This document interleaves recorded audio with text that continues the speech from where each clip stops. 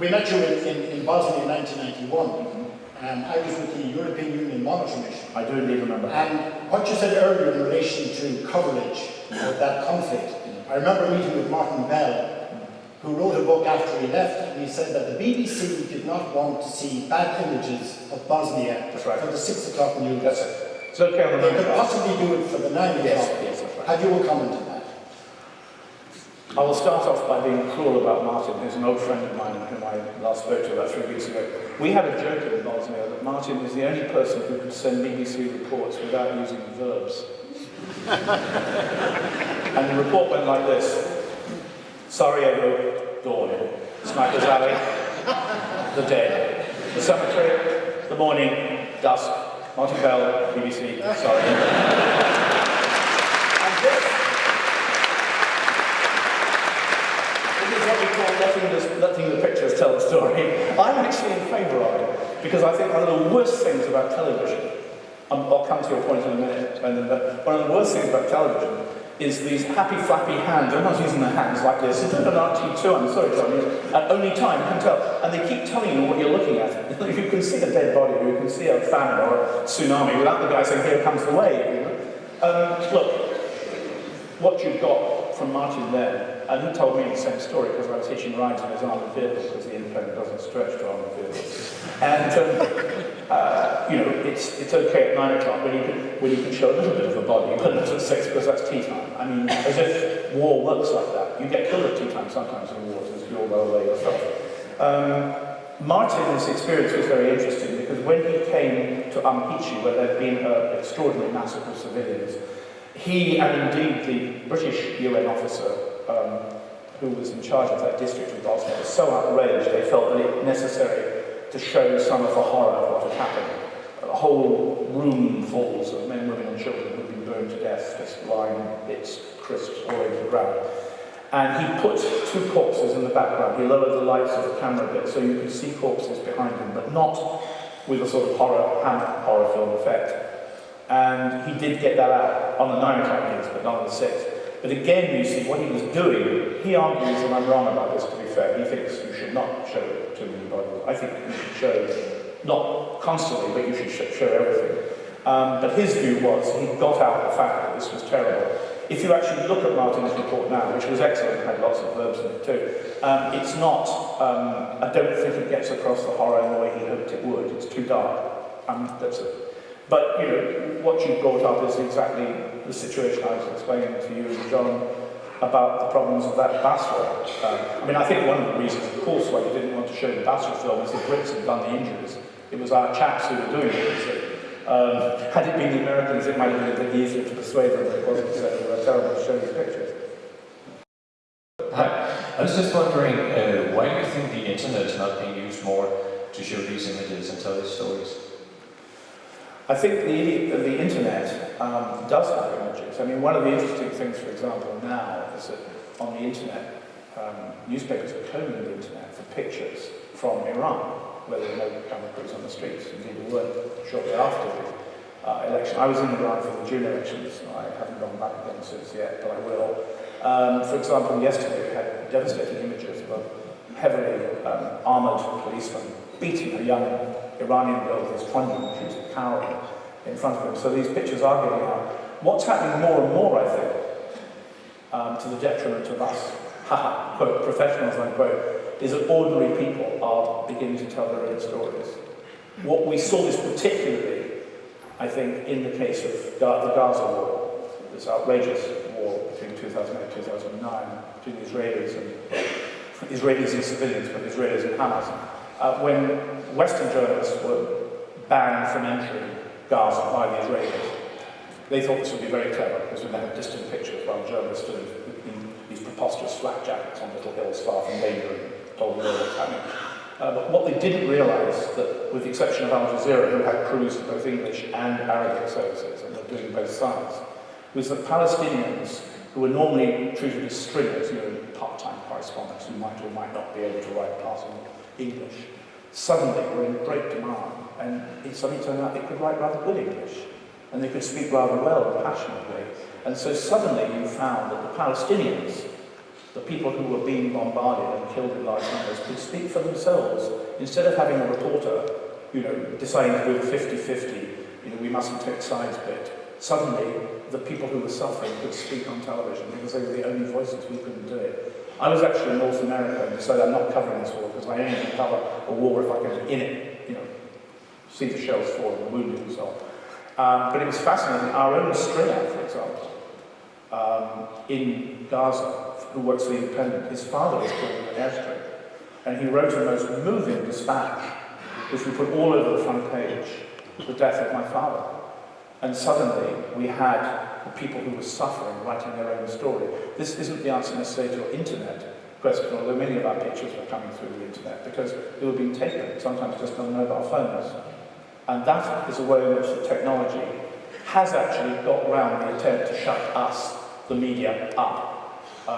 Censors are coming from many sources. There's the censor back in London who doesn't want to show the awful pictures, as you said. Normally, we don't need censors. We'll do that for you. That's the problem. Yeah, there's self-censorship by some correspondents. But there's also then, of course, the censorship of the regime that you're attempting to report on. Now, that's, I think, the burden of the question is, how will the internet play out in terms of just the camera phones or the riots, the cameraman may be beaten off the streets, but you can't beat the camera phone. Yeah, that's true. And then Twitter and blogs, and it's all over the No, I'll I'll help in my own defeat here.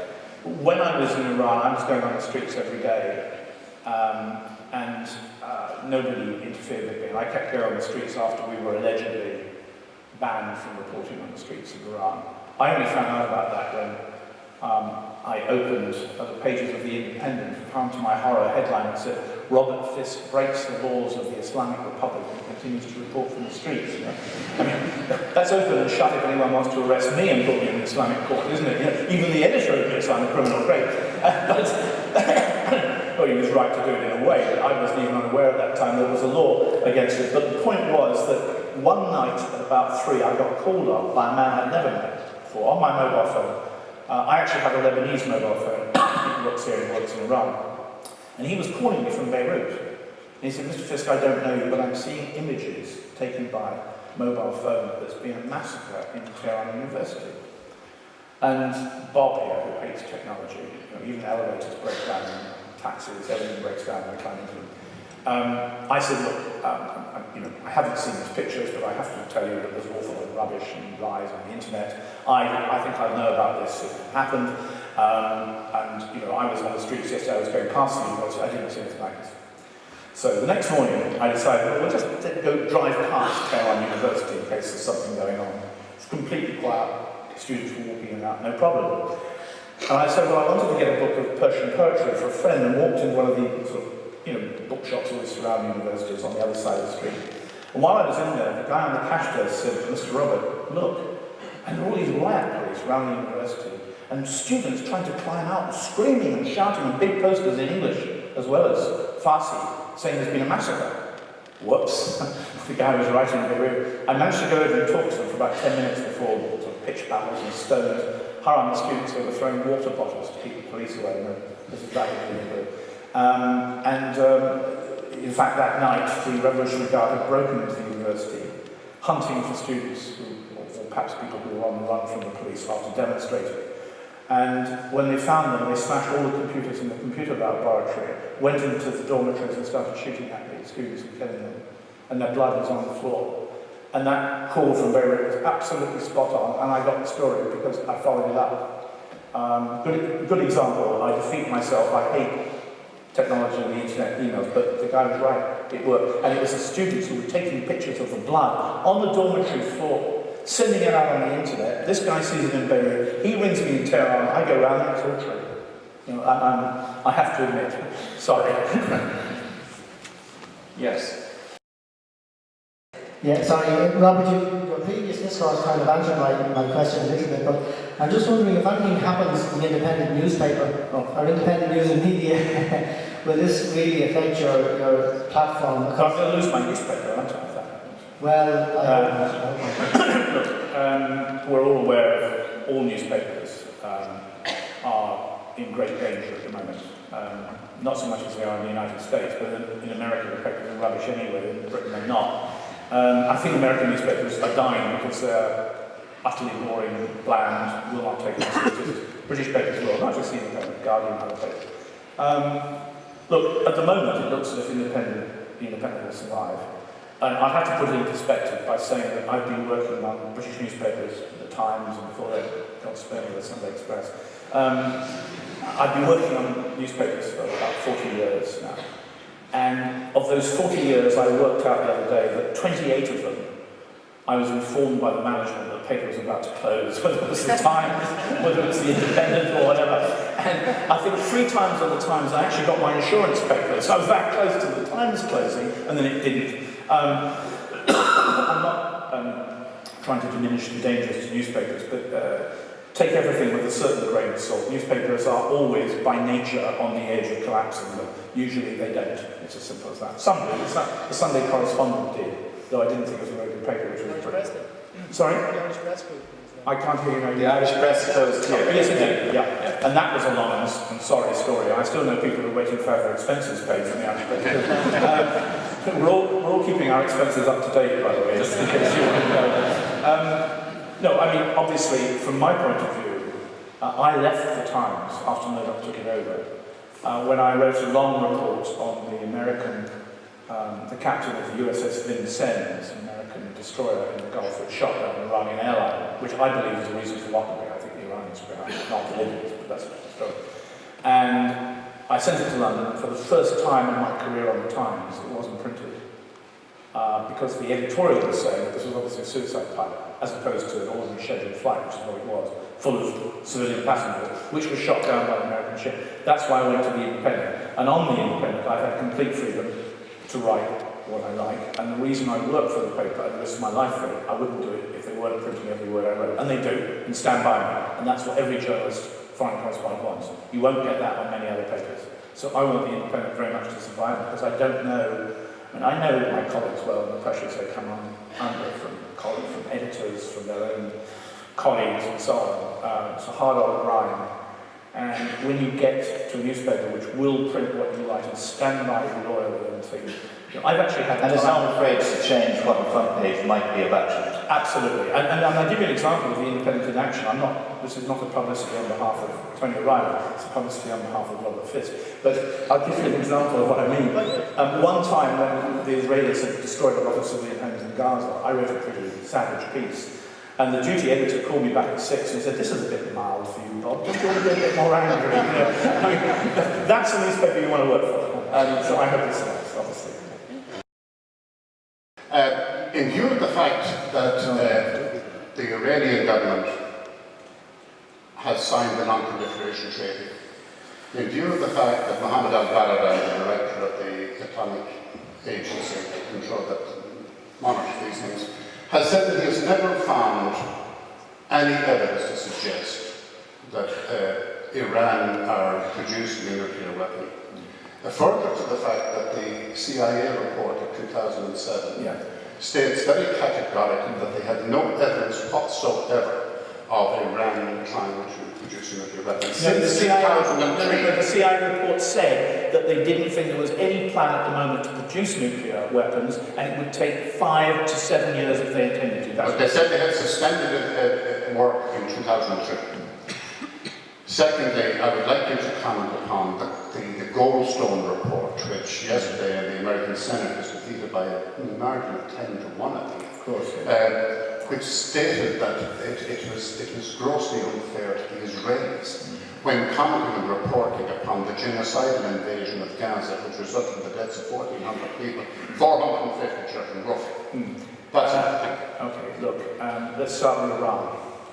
I think you have to stand back from the issue of, how many new facilities they've got. Was it secret? Did they expose it because someone else had found out that there was, I'm talking about the bomb facility. The issue is, look, are we going to go on generation after generation saying that he can have nuclear weapons because he's on our side, and they've got too many turbines in the government so they can't have nuclear weapons? At the end of the day, anyone can buy a nuclear weapon today. Iran is not going to use nuclear weapons even if they had them. But if you were an Iranian and you had all these threats against you, you might think it might be quite a good idea to have a nuclear weapon. And who could blame them if they thought that? But Iran is not going to suddenly try to destroy Israel, because it will also destroy all of Palestine and kill millions of Muslims at the same time, and then Iran will be bombed. And it's not the crackpot Ahmadinejad, who is a very weird character, who is in charge of nuclear facilities. I don't think he knows one end of the power station from the other, let alone the nuclear version. And we need to have a little bit of common sense there. But the real problem with Iran is that we tell the story of Iran without giving the full history. We snap the narrative off. The truth of the matter is it was the Shah, our friend the Shah, the policeman of the Gulf, who wanted nuclear power. And we loved him for it. The Europeans were standing on each other's shoulders to build these facilities. The Bushehr facility, so apparently so dangerous, was actually built by Siemens. And when the Shah went to New York on his way to Washington to see President Carter, I remember the famous quote, and the great love of the people bear you as the tear gas drifted across the White House lawn. He went into the ABC studios in New York and said, I want a nuclear weapon. And instead of saying, my God, the interviewer said, oh, why? And he said, well, the Soviet Union existed then. The Soviets have got one, the Americans have got one, why not Iran? And no one thought that was weird. And so the nuclear facilities began. After the revolution, when Khomeini returned from exile in Paris to Iran, I was in the room with him, half the quarter of the size of this, in which he made a speech saying, nuclear power is the work of the devil and we will cancel it, we're stopping it. And he did. Right. So the mad people in turbans didn't want the nuclear power. Then, of course, Saddam Hussein, with our assistance and support and encouragement, invaded Iran to destroy the Islamic Republic, and used gas, swamped the Iranian lines with gas, which is a weapon of mass destruction. And the Iranian military, in 1983, 3 years into this war, went to Khomeini and said, look, he's going to use a nuclear weapon next. He's into weapons of mass destruction. We've got to reopen the nuclear facilities. So they did. Now, all that part of the story has been snapped off and thrown away, and we're suddenly confronted with the mad mullahs who want nuclear weapons. Now, if you put the two stories together, the narrative makes perfect sense, and doesn't always reflect terribly well upon us. But that's the story of Iranian nuclear power. Well, of course, the real danger, as I was saying in Dublin 3 years ago, forgive me for saying this, is Pakistan. They've got a real bomb, it does exist, and they're full of Al-Qaeda supporters.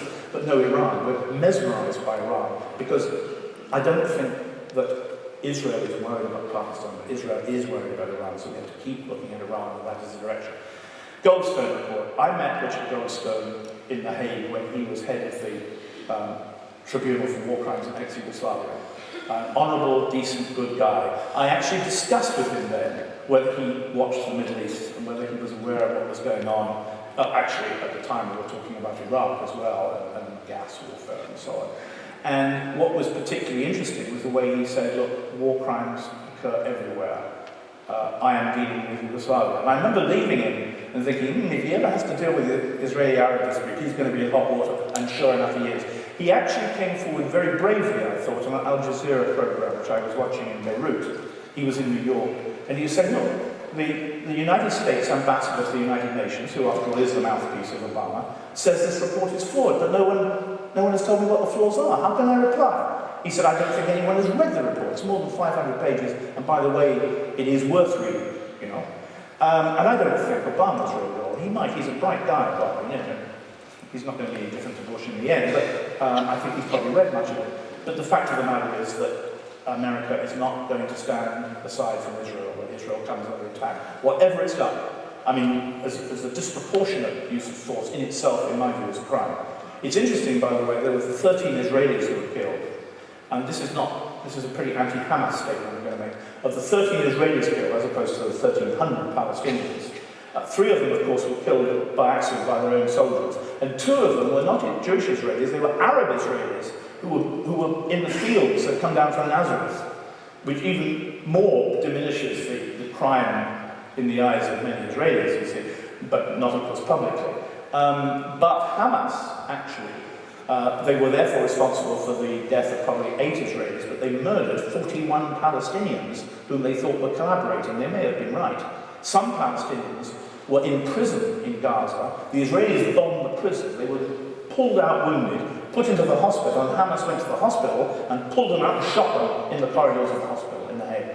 That's worth remembering. That's a war crime too. But, you know, you can't go and say, oh, well, Hamas, but we'll leave the Israelis out of this. I'm sorry, I believe the Israelis did commit war crimes in Gaza, as they did in Lebanon, and I was a witness to it, as Hamas and Hezbollah have, of course, committed war crimes.